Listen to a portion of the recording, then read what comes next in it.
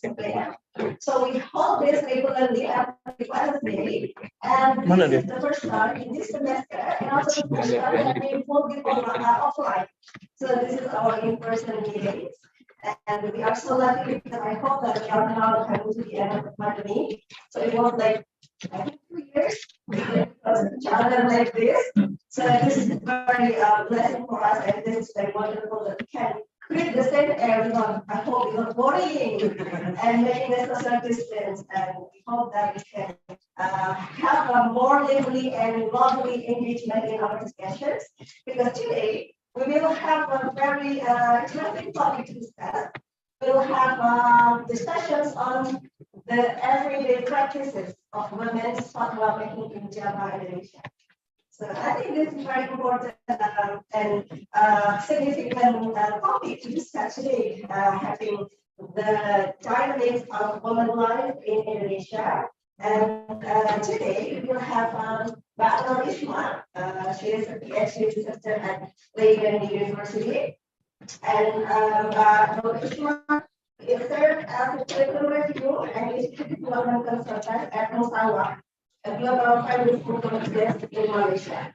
Recently, she is appointed as the director of LKP and Nahdlatul Ulama University in Jakarta. So it's very glad to have you here with us. I hope that later we can have a lovely and lively discussions and discussing about women's making fatwa. For all, we also have discussion also live stream online available for the YouTube live stream. So anyone who are not here can also join our discussions. You can also post some questions and comments on the CRCS YouTube account because you can also join the discussions online. So with the part two, let's welcome the Ishma. Time is yours.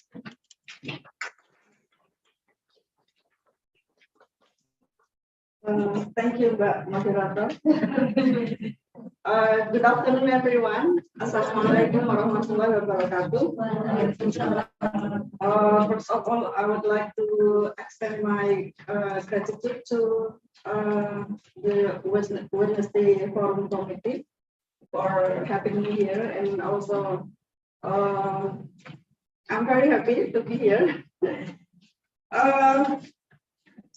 And also for Ibu Abinawati for being here. Thank you very much.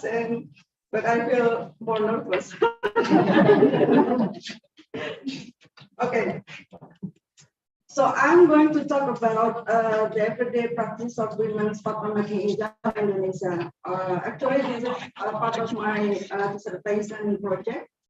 I'm doing my PhD at Leiden University. And I divide my presentation into some parts. First is I will talk about the background, and then questions that I'm going to answer in my research, and some approaches that I apply in my research, and the methods, and then the findings. So in March 2017, while doing fieldwork in Indonesia, I attended a routine pengajian, which is a religious lesson held in the district office of the Islamic organization Nahdlatul Ulama in Demak, Central Java. I arrived there together with Umi Hani. She is the teacher of the group who had invited me to participate. There were around 30 to 40 women attending the pengajian. Umi Hani started her lesson after a master of ceremonies opened the program. She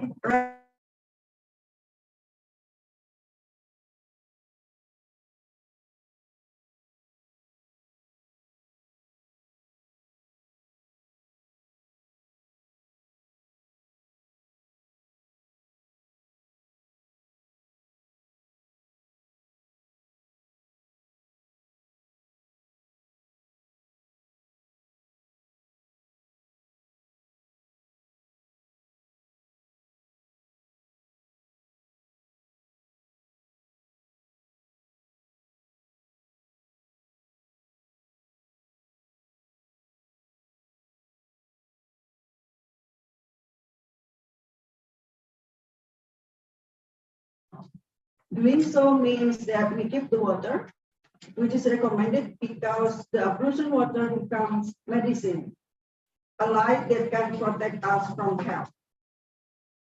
The story of Umihani is one of countless examples of Indonesian women issuing fatwas. Knowledgeable women provide Islamic legal opinions as answers to questions about Islamic law related to issues such as tohara or purification, worship, marriage, and muamalah. In addition to answers in the form of suggestions or advice, the practice of issuing fatwas by women takes place in many majlis ta'lim or religious lessons every day, every week, and every month in villages, cities, districts, regencies, and provinces. Muslim women also, though less commonly, issue fatwas collectively. During my fieldwork, I attended the Congress Ulama Perempuan Indonesia, which is Indonesian Conference of Women Ulama, which was held on 25 to 27 April 2017 at Pesantren Kebun Jambu, Cirebon, West Java. One of the main aims of this Congress was to produce 3 fatwas on issues related to women and children, namely child marriage, sexual violence, and destruction of nature in the context of social justice.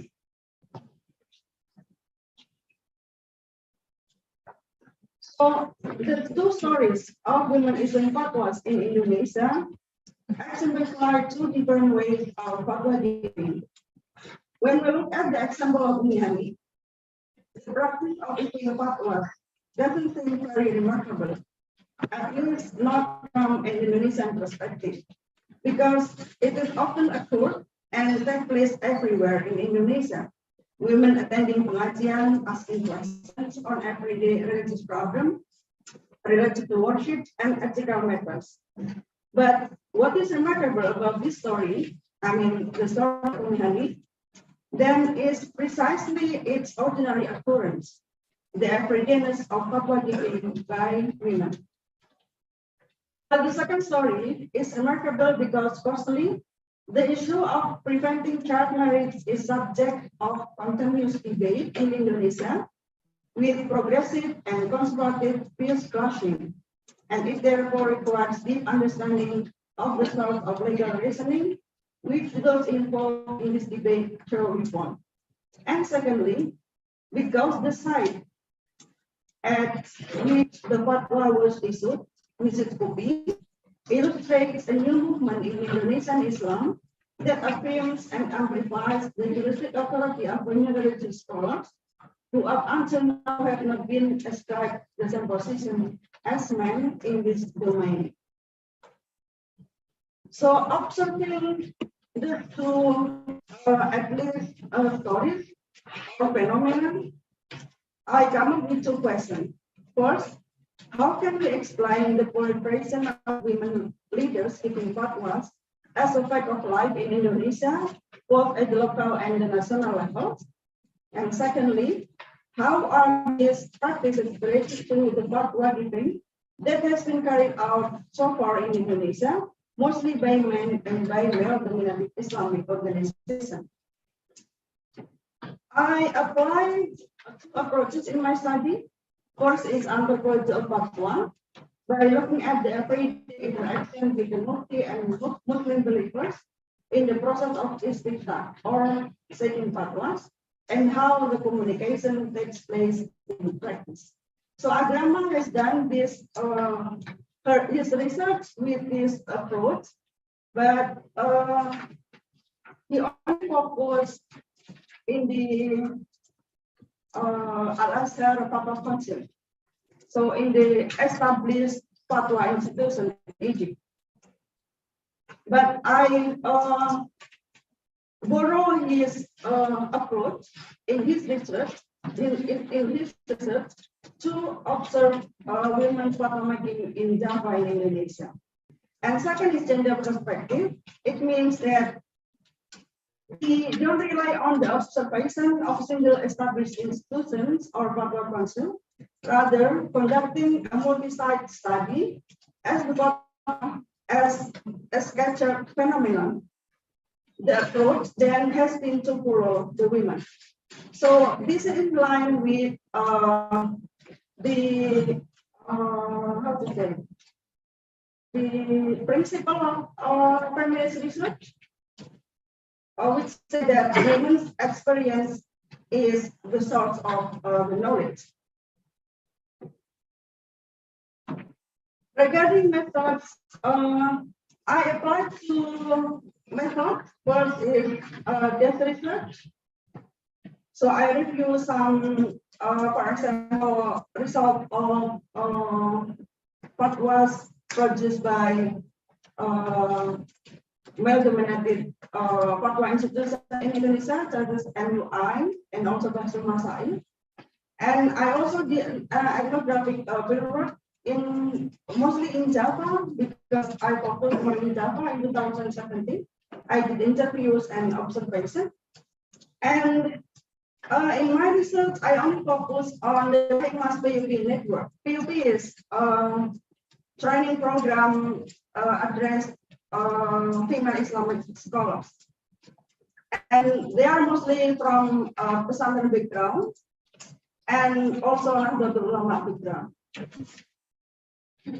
And I did interviews with around 30 interlocutors and more intensively to 4 female ulama. Each of them is from West Java, Central Java, Yogyakarta, and East Java.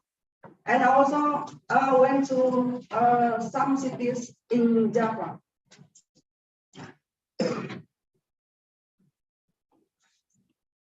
When we look at the 3 pictures, we can say that during the fatwa deliberation, we rarely see women. We can see women, but they are only participants of the forum, not the forum leaders. So, as I mentioned before,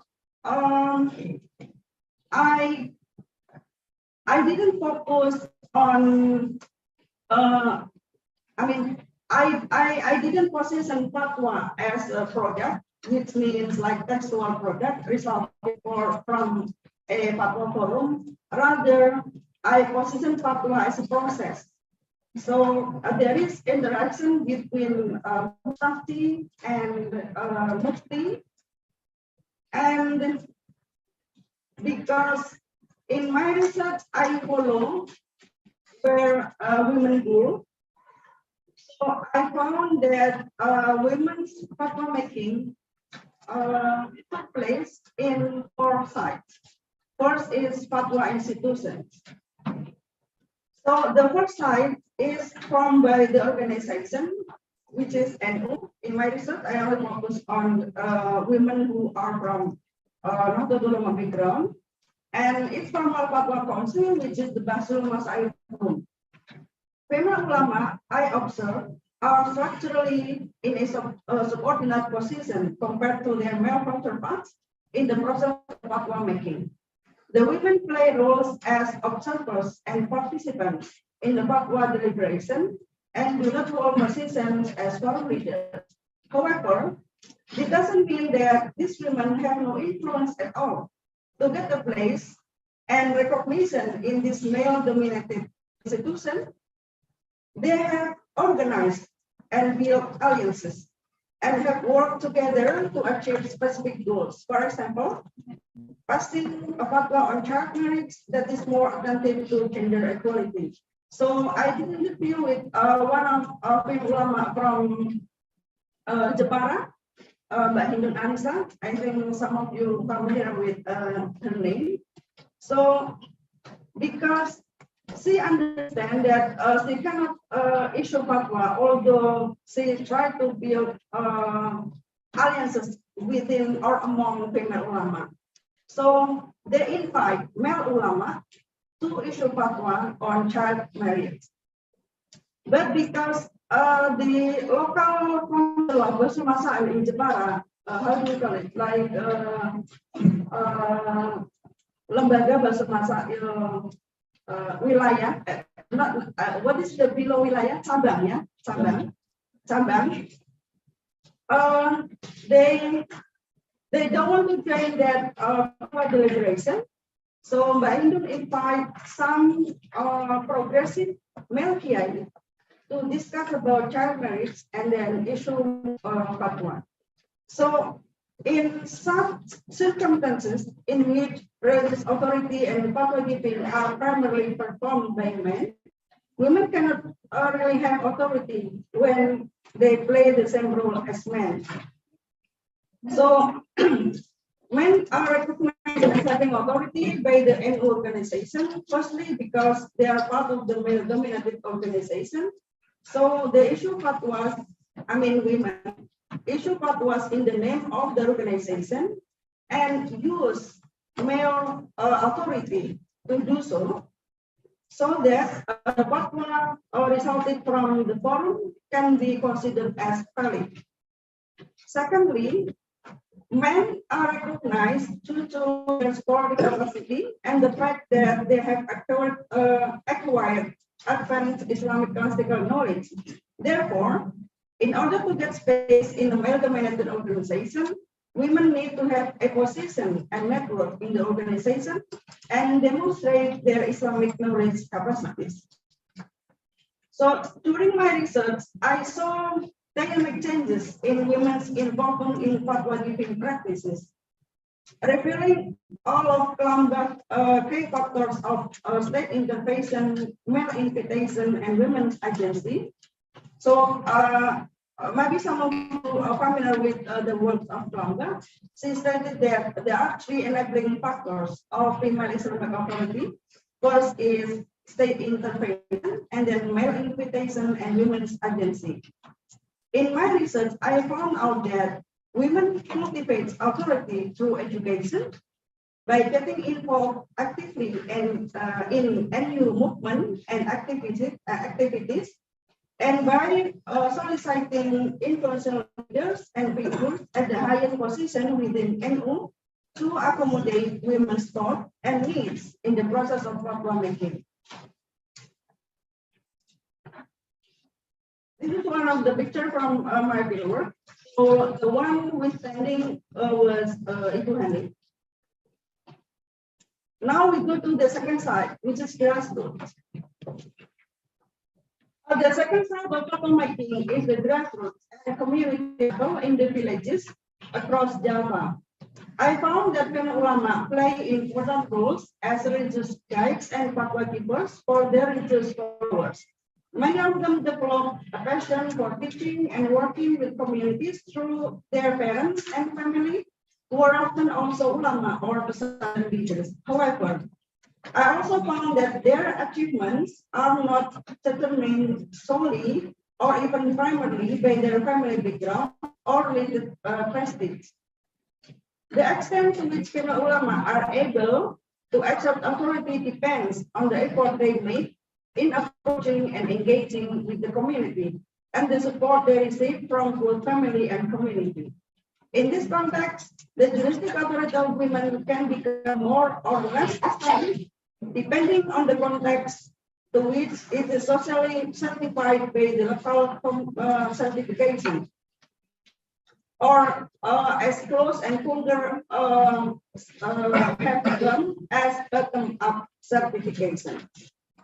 Women can be certified as ulama by demonstrating their ability in community leadership and applying their advanced knowledge of the Quran, Hadith, and classical Islamic knowledge to provide religious guidance, advice, and fatwas about everyday problems and issues.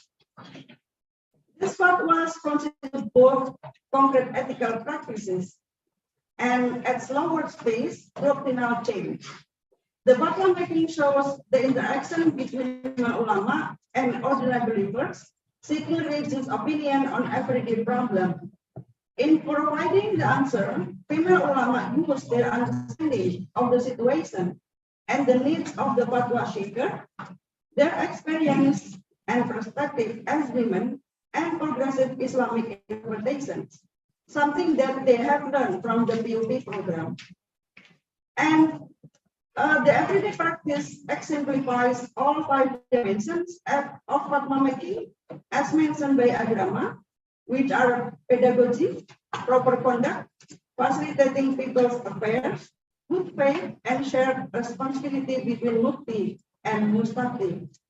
I also found the importance of women's fatwa making in offering a safe space for linking women's everyday problem to the process of religious interpretation. Women experience consulting with female ulama very differently compared to consulting with male ulama. They feel safer in speaking out, especially when the question and issue are related to sensitive gender topics such as sexual violence. The process of fatwa making is not just a legal consultation between Mustafti and female ulama, but it is also related to psychological dimension, where fatwa seekers feel comfortable in sharing their problems without fearing for their privacy. They also feel assured and convinced about the female ulama and her fatwas.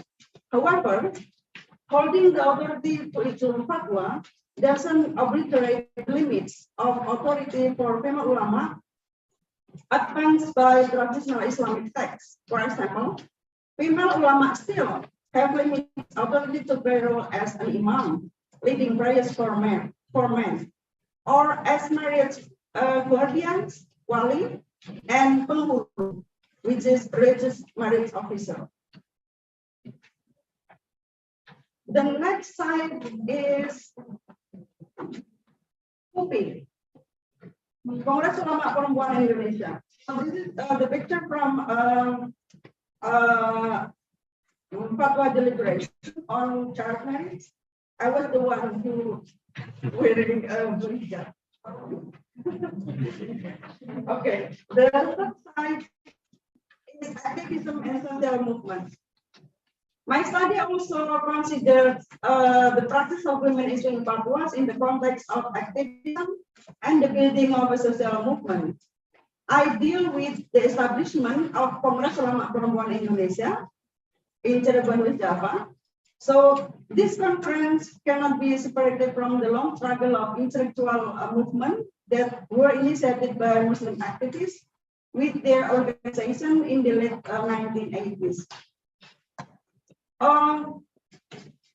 I saw that fatwa in the side of activism and social movement become a key device for doctrinal change, through which female ulama can campaign to change biased doctrines into more progressive interpretation. To achieve this goal and sustain the movement, women ulama within the network combine community-based activism with the KUPI framework as a new method for interpreting Islamic texts. Maybe some of you are familiar with Mubadalah approach and also keadilan hakiki. There's two of the framework suggested by KUPI. And the last side is women magazines. To observe this slide, I used 3 case studies, which are Suara Hima, and then Aulia and Nur. So the fourth side is print media and the public sphere as a site of fatwa making by examining 3 case studies, namely the magazines Nur, Aulia, and Suara Hima. In mass-mediated fatwa, there are 3 key agents who are involved in co-producing fatwas, namely the readers who send in questions to the magazine, and the broader audience who read the questions and answer, female ulama who provide the answers, and the editorial staff of the magazines. These three agents have different roles in the production of fatwas, and their relationship is constantly negotiated. Readers ask questions related to their everyday dilemmas and lived realities, and I observe a clear correlation between the composition of the audience and the question posed in the Q&A section. A widely distributed commercial magazine such as Noor, so Noor is based in Jakarta, receives basic common religious questions that exemplify the experience of ordinary Muslim in general. A different picture in Aulias, whose audience mostly come from NU circles.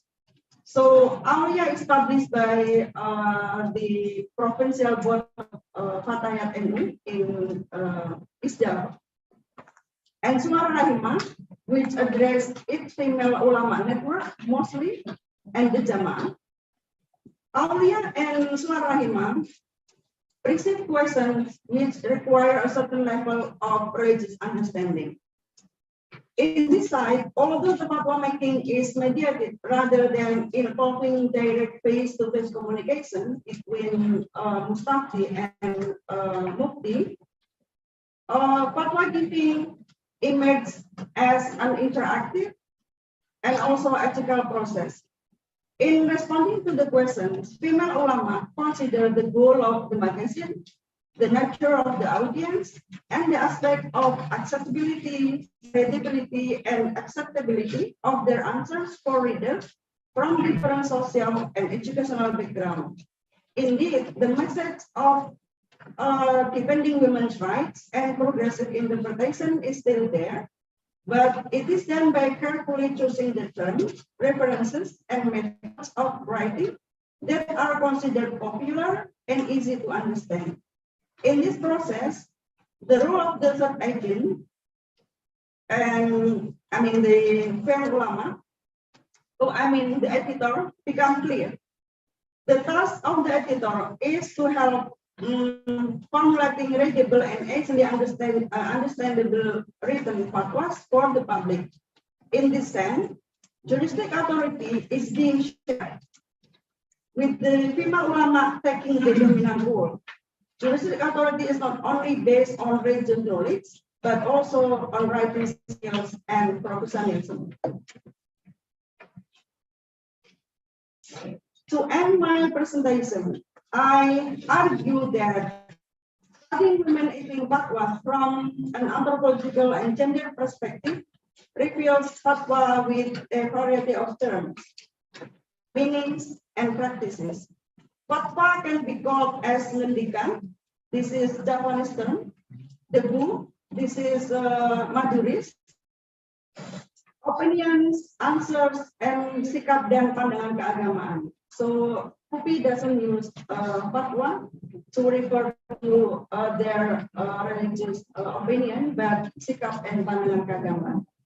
In this context, the essential part of fatwa is how the Muslim believers find the fatwa applicable and able to solve his or her religious problems. The fatwa can become a medium for ethical improvement and doctrinal change.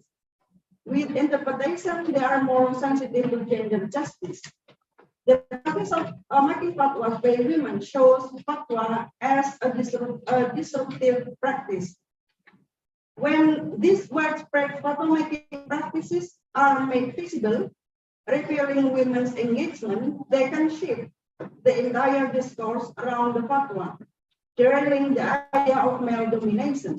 In addition, fatwa is a medium to demonstrate juristic authority not only occur in the context of religious institutions, but can also become part of the Islamic feminist movement. That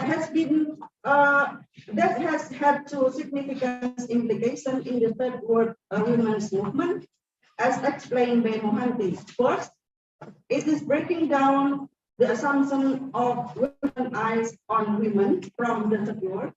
And secondly, it is proposing a grounded and distinctive framework that is rooted in the local context, which is Indonesian Islamic feminism. I will leave my presentation here. I'm looking forward to your comment and also feedback. Thank you.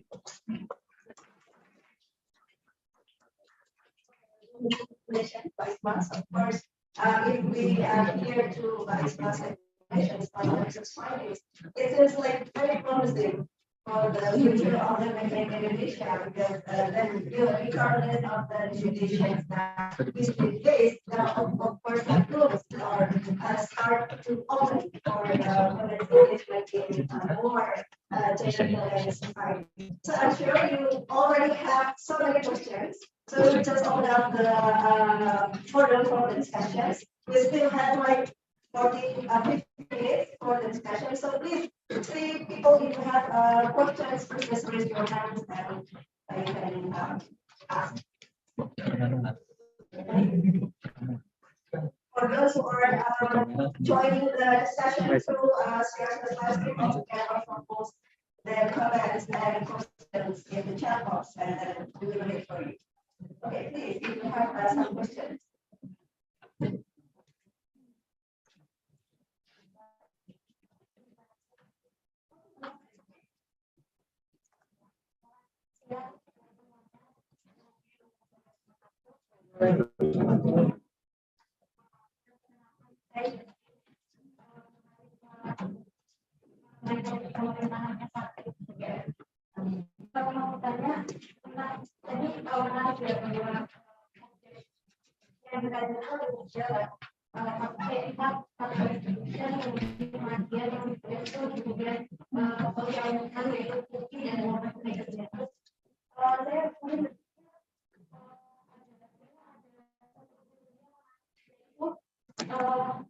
Fenomena selebgram pesantren yang sekarang ngalahin itu banyak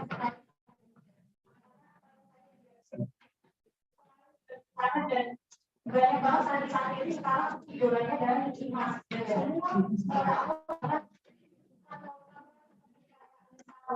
orang mereka ya itu semua dia daripada kiai atau apa yang dikatakan nah saya penasaran mengapa itu tidak menjadi salah satu pilihan itu dan kira-kira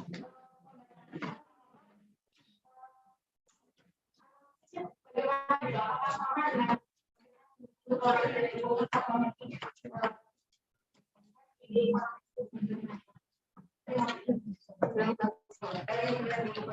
Okay, now then, please, if you have.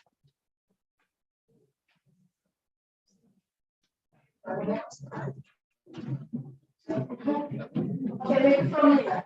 Okay, I think this is very interesting, and you mentioned about three factors that enable one's voice to be heard and to be normalized. You mentioned that there are state interventions, manipulations, and managers. I see very strong chance in this one, but also what about the state intervention and manipulations in this, in this issue? Do state already, do you think give enough space for women to be heard? And do you think like men also give, positive invitations to, join in discussions on the discourse of religion? I think that's it. Maybe we can start with these two questions, and then we can follow up with another question. Please. Thank you for your interesting questions. So I also got comment from the committee from the Social Therapy about why didn't I include social media as a site for my observations. So when I start my research, actually, I only focused on the POP network, which is the training program for women ulama, providing reproductive dialogue. And I saw that most of the participants of POP at that time, so in 2017, they are not very active in social media. That's why I decided to only focus in terms of media on printed media, which is magazine. And Rahima published, I think every month, but every 3 months, a magazine is called Suara Rahima. And then after I decide Suara Rahima, or maybe it will be more comprehensive if I provide 2 or 3 other magazines, but they should have, I mean, the female ulama who provide answer for the Q&A section are from the same background, which is Nahdlatul Ulama, and also still connected with open networks.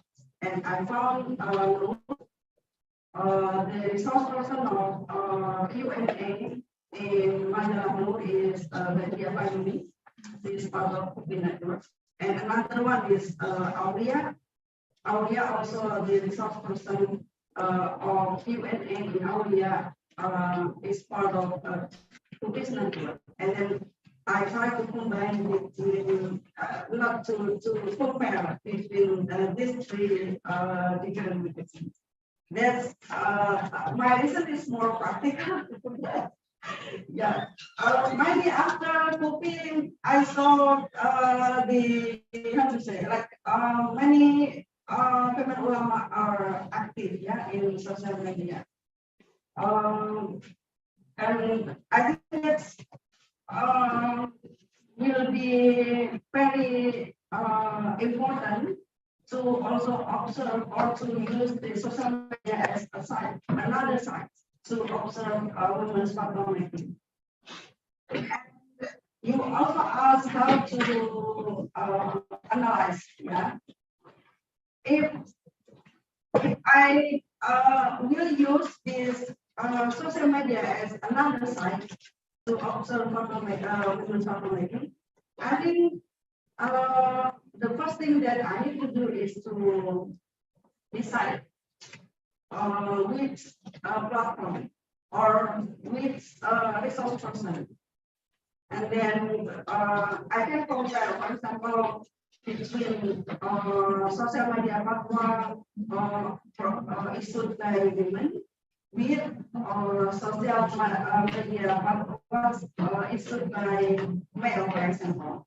Because last time I saw, I also post on my social media platform or answer provided by NO Online, but this was posted on its Instagram about, I forgot, but this misogynist bias.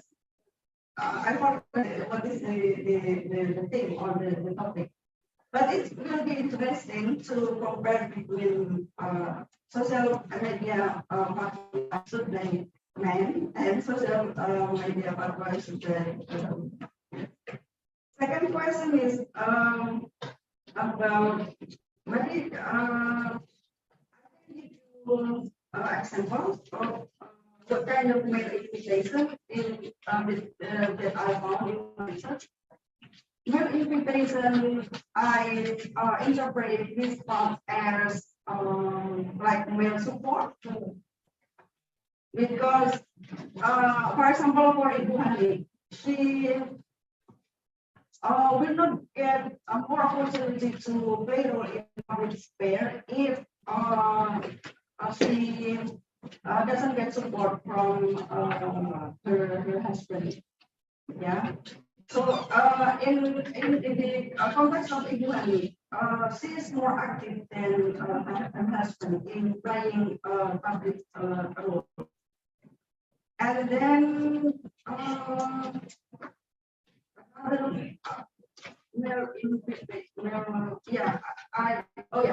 and then for another informant that I interviewed is Fatimah Usman. She is from Jakarta, and then her husband sometimes invite her to give to deliver pengajian speech in Forum male audience. So her husband involved in a religious group, but only for male.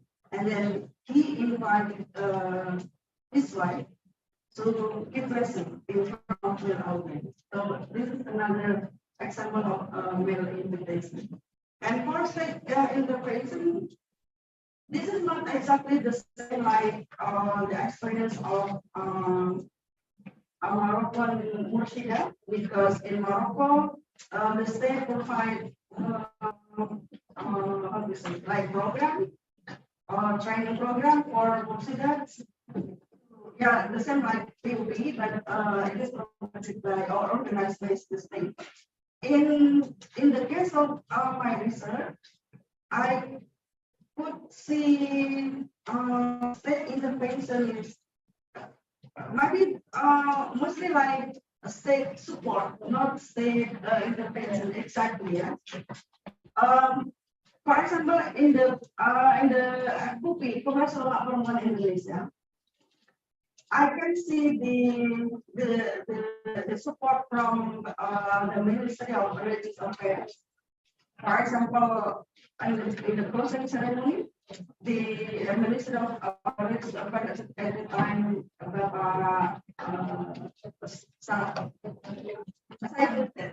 Lukman Hakim, he attended the closing ceremony. And then after that, the Minister of Religious Affairs adopted the fatwa products or issued by COPI, which is about child marriage, by increasing the minimum age of marriage from 16 to 19. So I think this can be another example for state intervention. Thank you. Okay, another questions, please. First one, if you have some questions. I think everything is clear. Or there are too many questions. Because there are many ways of questions. Okay. Oh yeah. 1, 2. Okay, please mention your name. Hi, my name is Jonathan. I'm a researcher at CRCS. And thank you for a really excellent presentation. I wanted to ask if you could give a couple of examples about some of the common fatwas that are given by women in the context of study, just because I don't know a lot of context I'm interested to hear. And also related to you talked about the movement for social movement activism around promoting fatwas by women in Islam. Are there also groups who promote more conservative interpretations of Islam using fatwas by women, or women who maybe support fatwas by men that support positions in that way? So there's some difference in opinions between the people making fatwas on the issues. Thank you. Thank you. And the next, please.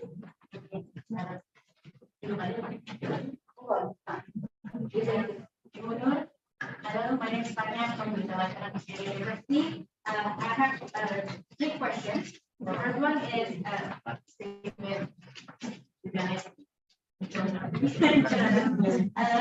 want to ask the example of the fatwa disobedience or genocide fatwa that you don't want to address in this research. And then the second one, from your research, this is very promising, complex, and comprehensive. I want to ask, do you find any differentiate between several districts in Java? Because Java, when you approach using the anthropology of fatwa, I think that anthropology is related to the society, to the to the masyarakat with different religion, different culture, and etc. So I think there is must be different between East Java and West Java, or so on and so forth.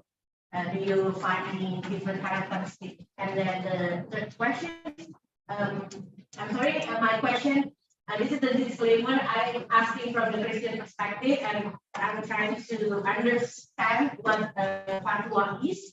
And the last question related, the last question is, what is the goals about this issue, this fatwa topic? Maybe do you want that the woman and the male and the female ulama sit together and make a fatwa making together, so there will be a equal fatwa, or what is the goal of this research? Okay, that's my question. Thank you. Thank you. So we have some questions. The first is about religion by America towards this movement, women's issue fatwa. Very different between women also in their subjects who are there. And also 3 questions already from gender bias example. Gender bias example, and then is there any difference within communities in this issue, and also the goals of the fatwa research. Okay. Thank you for all the challenging questions. Okay, I will address the first from Jonathan, and also Vanya about examples of fatwa. So like I mentioned before that the questions asked by Jamaah or religious followers from the grassroots, and some of readers of Manila who are from mostly they're from countryside. I mean, not in urban society. They ask regular or ordinary everyday Islamic practice. For example, it is allowed to, like the one I read in the translation, the water from our breasts after we did ablution, because there are some opinions, legalism opinion, that it is considered as makruh. Makruh means not suggested. Another said that it's okay to just with your face. So the question is around the issue. Not something that is debated, but what is the legal judgment on early child marriage, for example. Yeah. But I can give, so actually I discussed this different, so I open my chapter. So in the discussion about fatwa making in social movement or movement, so I compare between fatwas issued by Kufi and issued by Bansul Masail of NU, and then another one is MUI with the same topic. So first it's about child marriage, and Bansul Masail of NU also issued that fatwa about child marriage, and they say that the legal judgment of child marriage depends on because according to Islam, a girl can be married as long as she already menstruation, no matter the age.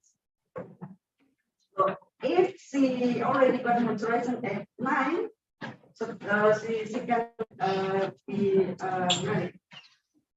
So that's why it's important to how to say, to issue a law that limit that how to say, the understanding of the relationship. So I compare between the fatwa issued by Buki and the result of National Asylum Tribunal about the issue of child marriage. And it's interesting what Buki has done in the process of formulation of the question. So Pupi doesn't didn't formulate question like just ordinary question, what is the law of child marriage? Because if the question is like that, the answer will be again the same with the NU personal asylum. It depends because that's according to understanding of people in Indonesia about the I would say about the age of a girl that is allowed to get married. Then we formulate the question in different way. It said that what is the legal judgment of preventing child marriage that give harmful impact to children? So the answer will be that's mandatory to prevent the harmful impact. That's one of the strategy that has been done by Buki. And the second issue is about sexual violence.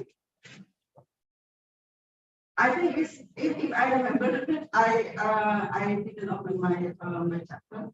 So I compared the fatwa issued by Buki and I think by MUI, another one. And I also see the difference in terms of the result. And the third issue that I compare is about natural degradation. Issued by Basul Masail UNU and I hope it satisfies you. Thank you very much. Okay.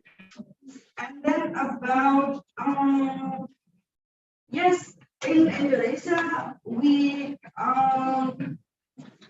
also have conservative movement that challenge the movement of progressive female ulama in promoting social justice. If you open like their social media, there are so many issues that they promote, for example, about polygamy, and also lebih baik nikah muda, for example. There's so massive in social media, and they also have like training program to prepare someone who wants to do polygamy. Even they have to pay that. There are so many people attend the training. Okay, and for Fania, yes, I saw how to say like different context, yeah. In East Java, West Java, and Central Java, and also Jakarta. And I saw that East Java is more conservative compared to, I mean, based on my female ulama interview. Yeah, East Java is more conservative compared to Central Java and to Jakarta and also West Java. So, for example, my informant in East Java, they although she comes from a noble family, Pesantren family, but when she joined a forum where there are male ulama or male or kiai in that forum, she kind of doesn't have voice and power, especially when the discussion is about women. And Unfortunately, my informant from Ijaba, she get divorced from the husband, and her situation become like how to say, yes, you get divorced because you're activist. You don't obey your husband. You don't follow what your husband say. So that's why you get divorced. So this kind of statement or how to say, yeah, criticism from Merkiai are often received by my informant from ISA. This one and then I can say that ISA is more constructive. Another one is the husband of my informant from Yogyakarta and Central Java. They are more supportive. I mean, it's okay for them if their wives are more active in public life. So it seems like they already have equal or balance relationship between the husband and the wife. So it's no problem for the women to be active, for example, in organization. So they both are active in Papaya and also Muslim. Even their husbands are very supportive. For example, if their wife needs to go somewhere, so their husband becomes the driver for their wife. Very supportive.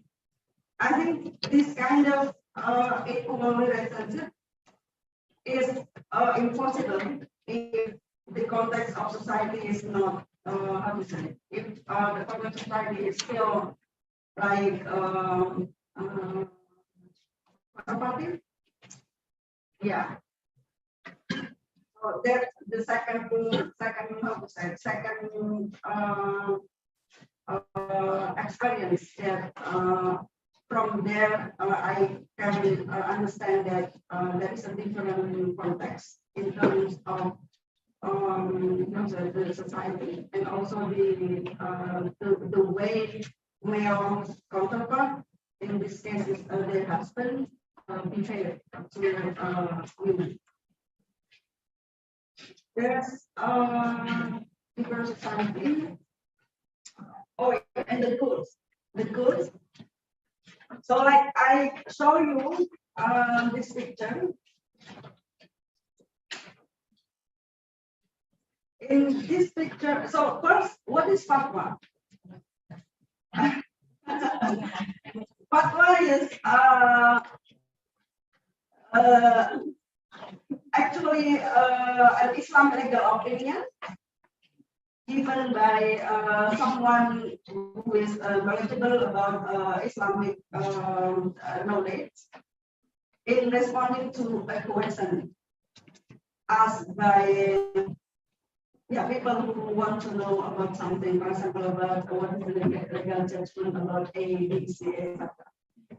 So in the process of formulating, there should be a question, and then the answer is called a fatwa. Yeah, that's why when we read, for example, the result of National File of NU, there will be a question, and then the answer, and then the resources from where the answer come up. And usually for National File of NU, they use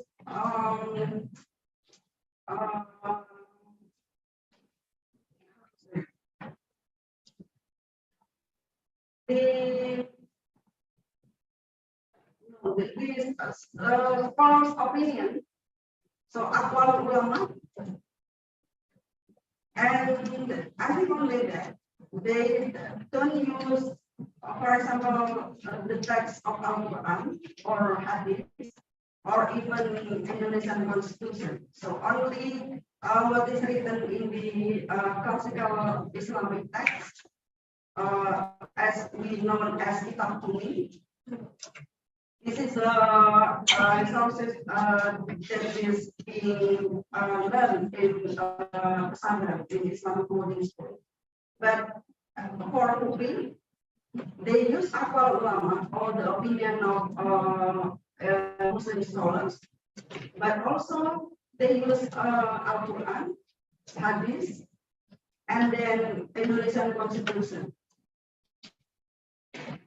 In the process of analysis, in the Basis Masalah of NO, they don't use analysis. So just question, answer, and then the citation from where she got the answer, and they got the answer. But in the UPI, the structure of one is not only question and answer, but there is also istidlal, which means the analysis. How the UPI come up with the answer. And in the process of analysis, they also include some data from research and also human experience, and also like international conferences like CIDO and etc. So more comprehensive compared to the result of ME. Okay, and the goals of the goals of my research is actually because it is started from my concern about well-dominated role in the fatwa making, and I found that there are so many women at the grassroots and in another places in Papua. So how can this role as fatwa giver, by women can be recognized and can be recognized, and maybe someday they can also sit in the same place with men in the process of making, in the, for example, the side of it, not just as active participants or observers, but also sitting in front of the audience as forum leaders. And that's why I try to provide some examples of women's fatwa making in Indonesia that actually happen everywhere. In the grassroots, in Majlis Taklim, and we have so many Majlis Taklim in Indonesia, in the social movement, and also in the media. In my case, magazine. But actually, like Jasmine said, that actually there are so many female ulama who also give fatwa to social media. Yeah. Thank you. Okay, we still have time, and so we open for one more question. Then, anyone wants to ask for the last question? No? Then I will visit. Oh, okay. I thought I looked into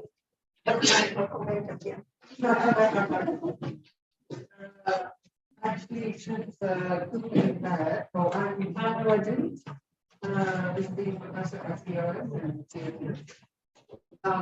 since cooking math in 2017, what has been the consequence of the three fatwas that they gave, particularly how have they been accepted by the medical law? And I'm a little bit curious about the three areas of limitation, female Somali and selfless. They gave a justification for the limits on these three matters.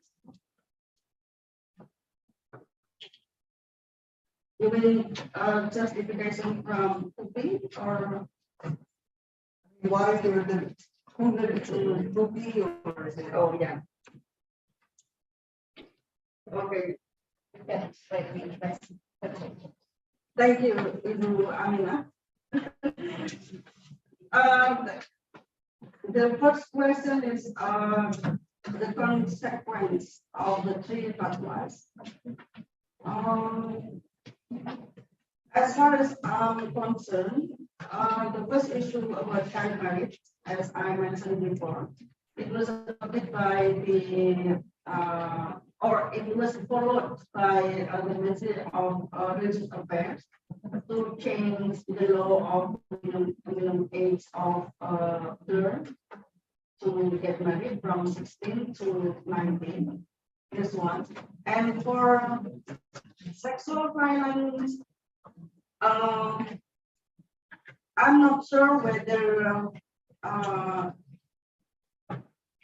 it is in line with the undang-undang anti kekerasan seksual, because in that law there is also a discussion about marital rape, right? And marital rape also become one of the answer or the content of the fatwa issued by UPI about sexual violence. So sexual violence can happen not only in the outside marriage, but also inside marriage. And I think this also in line with the new law about anti perlindungan dari kekerasan PKS PKS ya perlindungan dari kekerasan seksual. The second is about natural degradation. I'm not sure about this, but right now the concern about how to preserve environment is increasing in the UPI network. So, for example, next in the second Congress Forum Oct, there will be a discussion about or there will be fatwa deliberation about waste management, pengelolaan sampah from started from family. That's one issue, and I think another one is I forgot exactly, but the issue of preserving environment still become the concern of UPI, even though we discuss about this issue in this Congress. And that's one can answer about the benefits of the consequence of these three fatwas. And then about limitation. Actually, when I asked my 4 informants exactly, I mean, they are represented as female leaders from grassroots. The issue about women becoming imam for men, and also becoming penghulu, religious official for marriage, and another one is wali, guardians. They said that as an individual, they can say we can actually, but they cannot give the answer to their jamaah because it will cause like reaction from the jamaah, because the jamaah they still believe with the conservative interpretation, personal based on kitab kuning and conservative like that. So the justification is actually comes from kitab kuning, ya, kitab kuning, conservative interpretation, and ulama, they don't want to how to say, to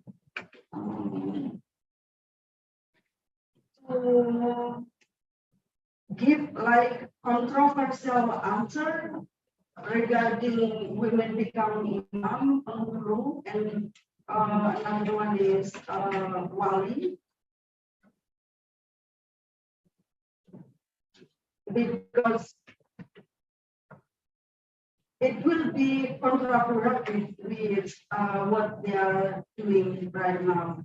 So it's better to work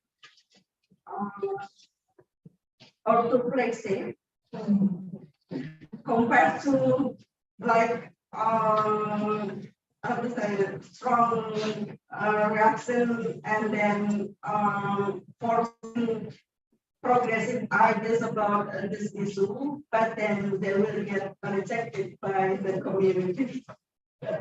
Yeah. So, yeah, that's part of the negotiation. Yeah, negotiation strategy.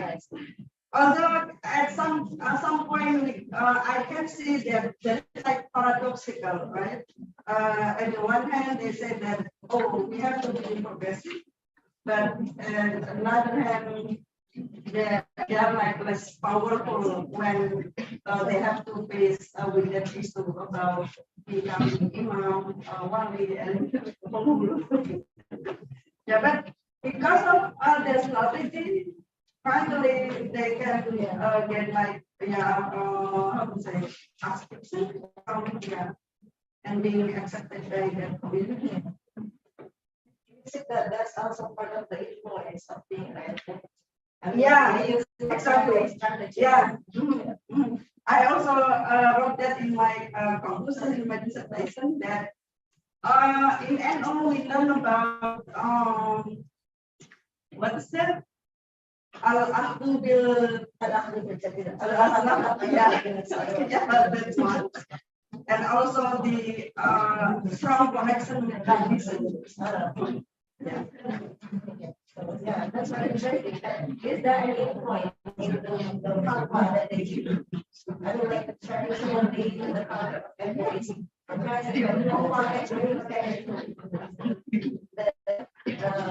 Like the issue that they are discussing is like anything it's to that, like how we have the issue on queer or whatever.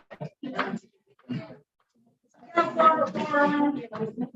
the strategy, I think I can learn from the way we formulate the questions for the target issue. So still they don't want to give strong reaction or contradiction or something controversial. So they formulate the question in different way, but they still can get the goal, right? Yeah. Then, another example of strategy of playing safe to achieve the goal. Yeah. But yeah, I say also that kind of strategy gives some achievement also because sometimes also they start to like trying to resolve and also trying to evaluate the ideas. Yeah. Last question from me. How your research findings explain the dynamic of feminism and communication? How can this explain our feminist struggle right now? It is like a milestone or I think this is a great achievement, like I mentioned before. So finally, after a long process of education, empowerment to Muslim female leaders, most of them are from Pesantren. Finally, in Kupi, they can suggest a framework how to study Islam, especially to interpret Islamic texts, which are Mughazala and Al Hadith. And I think, for example, Mughazala is a really great achievement because this Mughazala, I think I forgot the title of the book. This approach is considered as one of how to say achievement or one of approach that can be applied if you want to study Islamic text from the perspective. Among other approach that has been done, for example, by Aminawati and I thought that the title. Yeah. Okay, thank you, Mbak Isma. And before we close, I really want to take 3 minutes or 4 minutes time to some comments on this very interesting issue because it is not complicated. We have Barbara and Michelle here and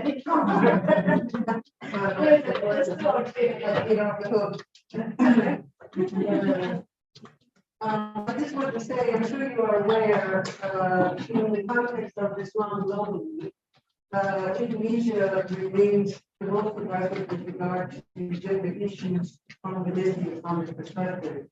The capability of women to be recognized at the authority, the first at the local level and then the public level, to give platforms is really unprecedented in other parts of the world. So one of the other reasons why I'm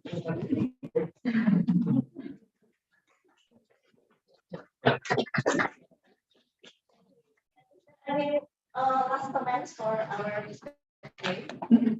What do you expect for any further research on this issue? First of all, I would like to say thank you so much for your presence and also thoughts. And actually, right now I'm but still the same field about Islamic authority. But this time is connected professionalism. So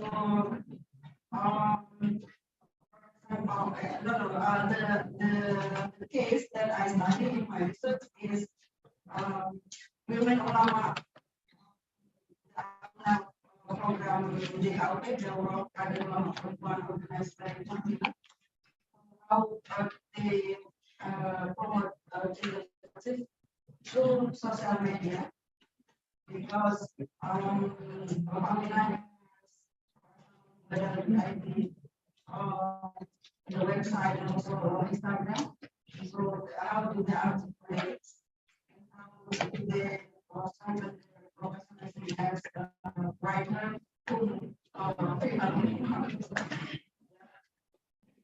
Thank you,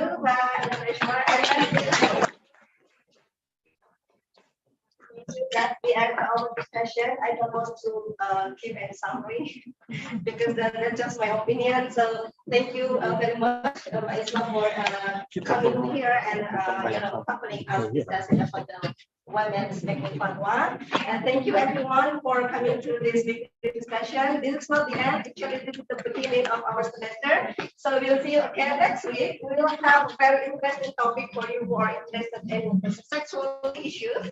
Because next week we will have Jesse Spoyo. I don't know if you are some hikers and she has the students must know her.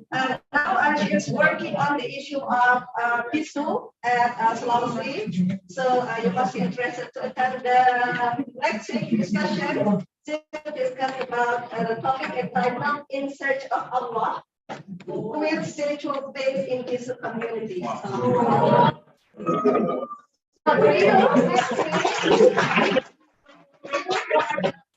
Discussion and engagement. We'll see you and good afternoon.